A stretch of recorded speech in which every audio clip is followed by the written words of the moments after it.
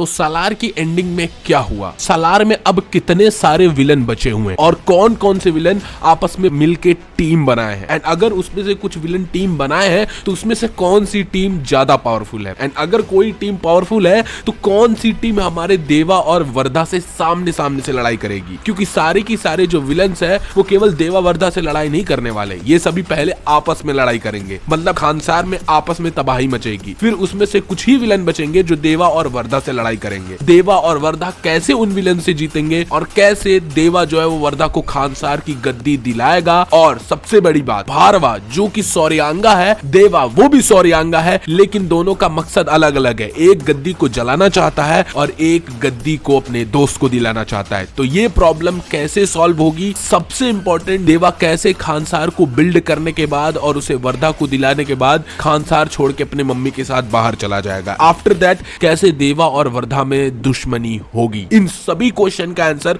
तुम्हें इस ending explanation video में मिलने वाली है, लेकिन उससे पहले तुम्हें ये पूरी कहानी समझनी पड़ेगी कि एंडिंग में हुआ क्या, क्यों हुआ, किस पर्पज से हुआ और अब आगे क्या होगा। तो इस मूवी की एंडिंग की स्टार्टिंग होती है उस वाले सीन से जहां पर हमारा वर्धा और देवा दोनों के दोनों मिलके रंगा को फाइनली मार देते हैं। अब रंगा मर तो जाता है, लेकिन सबसे इंपॉर्टेंट क्वेश्चन ये आता है कि अब इसके आगे क्या होगा। वहीं दूसरी तरफ राजा मन्नार और राधा रमा ये दोनों एक साथ खड़े हुए होते हैं और अभी खानसार की सिचुएशन इतनी बिगड़ चुकी होती है कि अभी खानसार में अलग अलग टीम की अलग अलग आर्मी आ चुकी होती है। राजा मन्नार की मन्नार आर्मी तो पहले से खानसार में थी ही, लेकिन अभी रुद्रा ने भी अपनी आर्मी बुला ली है। घनियार कबीलों वालों ने भी अपनी आर्मी बुला ली है। अलग अलग बंदे, अलग अलग विलन अपनी अलग अलग आर्मी बुला चुके हैं। तो अभी खानसार की स्थिति बहुत क्रिटिकल हो चुकी है और यहाँ पर राधा रमा और राज मन्नार दोनों के दोनों आपस में डिस्कशन कर रहे होते हैं, जहाँ पर राधा रमा को कोई भी चीज समझ में नहीं आ रही होती कि करंटली अभी खानसार में चल क्या रहा है। क्योंकि राधा रमा के दिमाग में यही सबसे बड़ा क्वेश्चन ये होता है कि भाई अगर रुद्रा को केवल और केवल वर्धा को मारना ही था तो उसने इतनी बड़ी टीम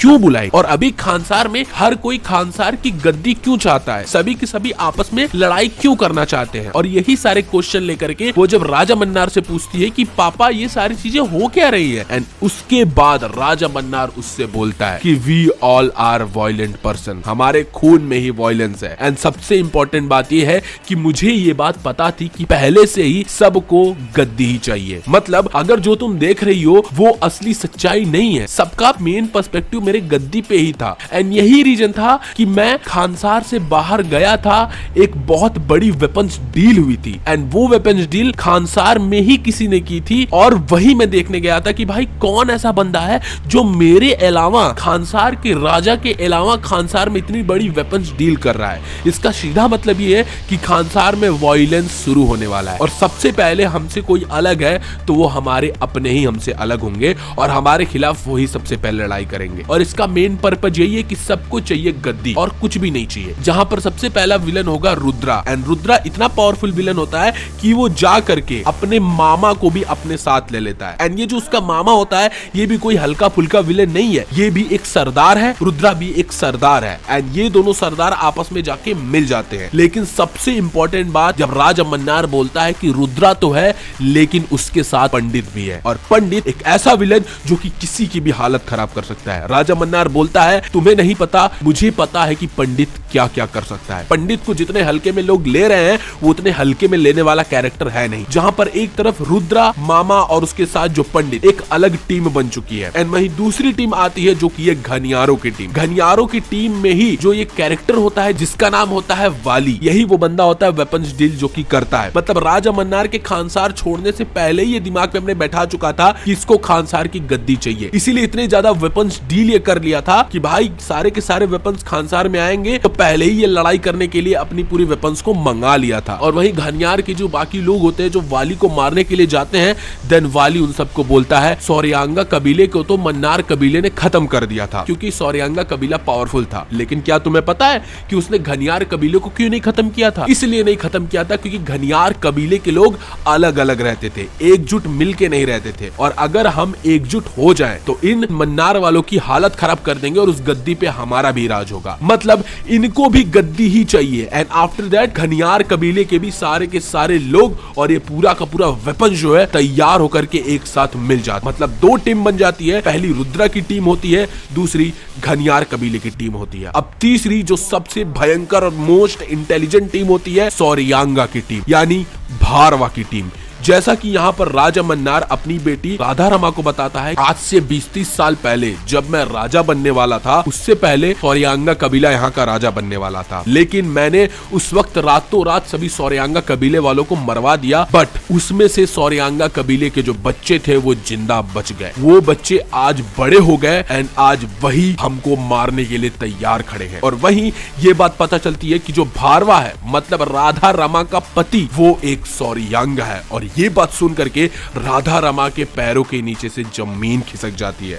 मतलब तुम सोच सकते हो एक औरत के लिए और क्या उसके साथ बुरा हो सकता है कि भाई उसका पति, जो आदमी उसके सबसे क्लोज है, वो है ही नहीं जो वो समझ रही थी। मतलब एक तरीके से स्पाई एजेंट हो गया वो। एंड यहाँ पर भारवा अपनी टीम के साथ खड़े होकर के सौरियांगा के उस प्रैक्टिस को इधर रिप्रेजेंट करता है और अपनी टीम को इकट्ठा करता है। एंड यहाँ पर राजा मन्नार यही बताता है कि जो भारवा है उसको गद्दी नहीं चाहिए, वो गद्दी के लिए नहीं लड़ रहा है, उसको मुझे मारना है, उसको इस गद्दी को जलाना है। एंड यहीं पे सबसे बड़ी मास्टर प्लान आता है कि भाई ये जितने भी तुम विलन देख रहे हो, जितना तुम इंटेलिजेंट समझ रहे हो ना, ये उससे कई ज्यादा इंटेलिजेंट है। भारवा सबसे बड़ा इंटेलिजेंट। कि जब खानसार से राजा मन्नार बाहर जा रहा था उस वेपन डील के लिए, देन भारवा ने अपना पहला पासा फेंका एंड उसने जाकर के बोला, आपका बेटा है वर्धा, उसको भी तो जगह मिलनी चाहिए। एंड वो ये चीज इसलिए बोला क्योंकि उसे पता था कि जब वो वर्धा को बोलेगा गद्दी पे बिठाने के लिए सरदार के, देन उसके लिए रंगा को ही हटाया जाएगा। रंगा ही वो बंदा था जिसको हटाया जाना सबसे इम्पोर्टेंट था। बचपन में उस वाली सीक्वेंस को याद करो, जब हमारा वर्धा देवा को बचाने के लिए जाता है, उसकी मम्मी को लोग मारने वाले होते हैं, देन यहाँ पर जो बंदा आता है जो मारने वाला होता है, देन वर्धा अपने हाथ का कड़ा इस बंदे को उठा के फेंक देता है। ये बंदा और कोई नहीं बल्कि इसी रंगे का बाप होता है, इसीलिए रंगा को ही हटाया जाता है, उस जगह पे वर्धा को बिठाया जाए। एंड जैसे ही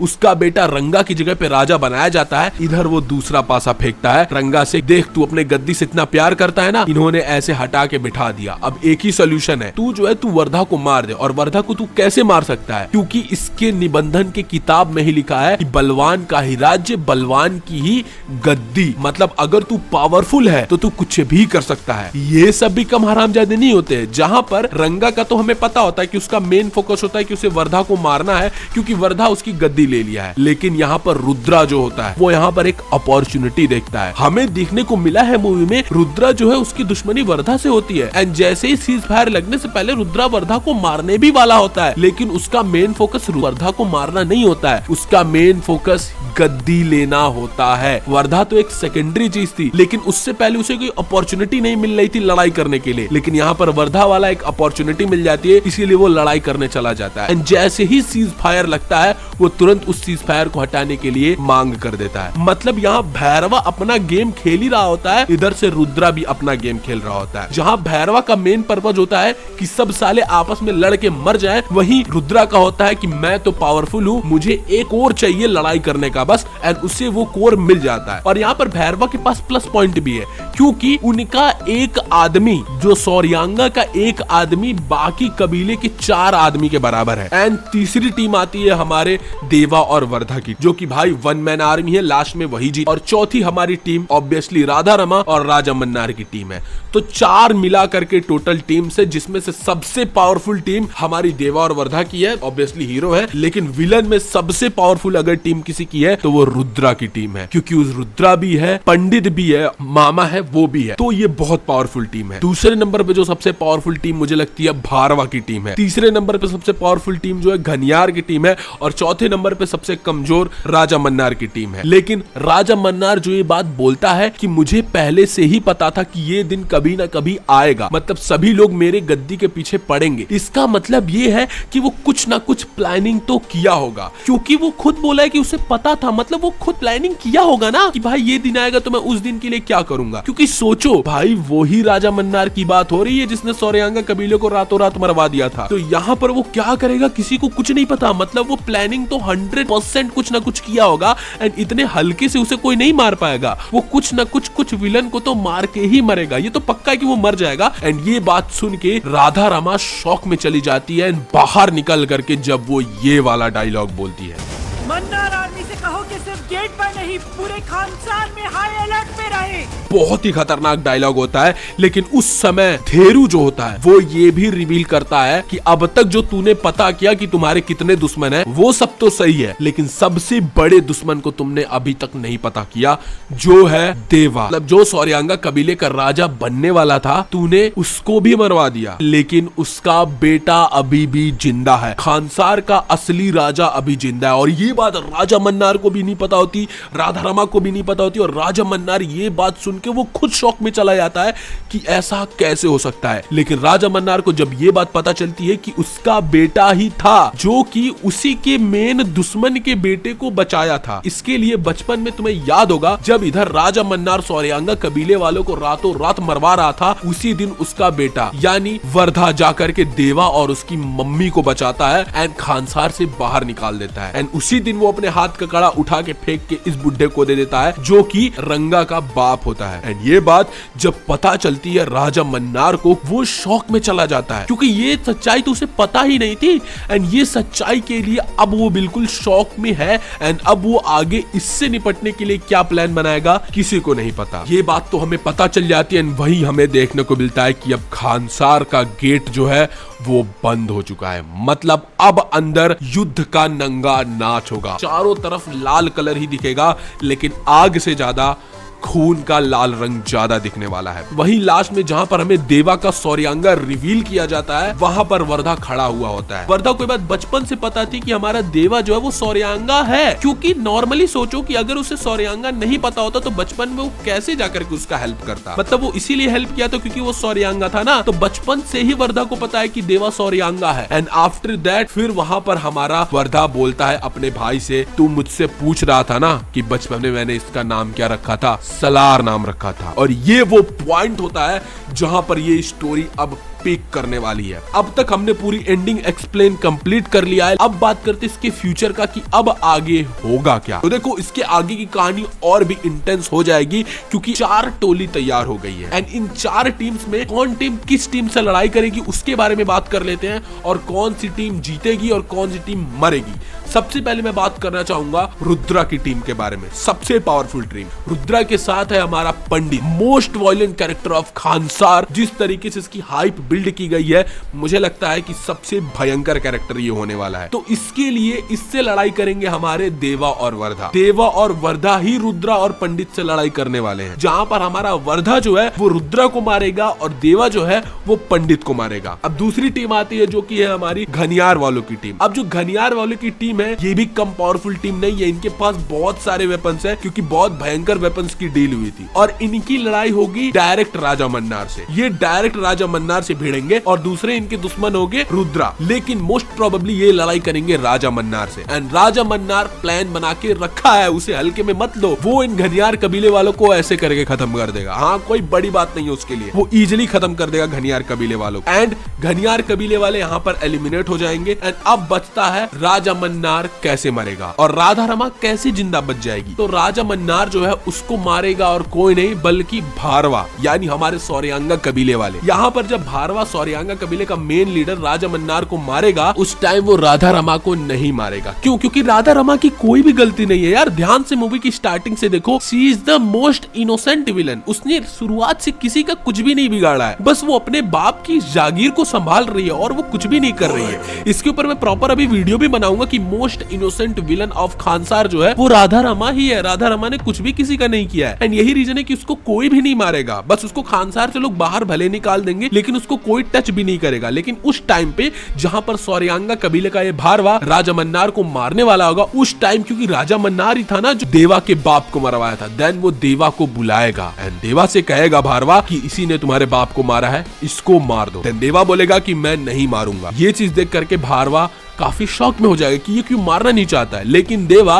राजा मन्नार को नहीं मारेगा, जिसकी वजह से भारवा को ही राजा मन्नार को मारना पड़ेगा। लेकिन भारवा और देवा यहाँ पर एक डील करेंगे। दोनों ये डील करेंगे, तुमको मैं राजा मन्नार को मारने की इजाजत दे देता हूँ, लेकिन तुम इस पूरे के पूरे गद्दी को नष्ट नहीं करोगे, क्योंकि तुम्हें राजा मन्नार से तुम्हारी दुश्मनी है, ना कि इस गद्दी से। तुम राजा मन्नार को मार दो एंड ये गद्दी मुझे दे दो, एंड देवा की जो गद्दी मिलेगी राजा मन्नार के मारने के बाद, वो देवा गद्दी दे देगा वर्धा को। एंड आफ्टर दैट देवा पूरा फिर से उसको रिबिल्ड करेगा खानसार को, क्योंकि अब देखो सारे विलन खत्म हो चुके हैं। भारवा अभी मरेगा नहीं, भारवा अभी जिंदा रहेगा और उसका सौर्यांगा कबीला अलग से रहना शुरू कर देगा, एंड यहाँ पर वर्धा राजा बन जाएगा खानसार का। एंड आफ्टर दैट होगा यहाँ पर सबसे बड़ा कांड। यहाँ पर जो वर्धा का भाई होगा जिसका नाम होगा बच्ची, ये साइको कैरेक्टर है भाई, इसको देखने में हल्के में मत लो, यही साला दुश्मनी कराने वाला है हमारे देवा और वर्धा के बीच में। बच्ची जो है वो जाकर के उसकी माँ को मारने की कोशिश करेगा, एंड उसी बीच जो बच्ची है वो मारा जाएगा, एंड हमारे देवा को खानसार छोड़ के अपने मम्मी के साथ जाना पड़ेगा।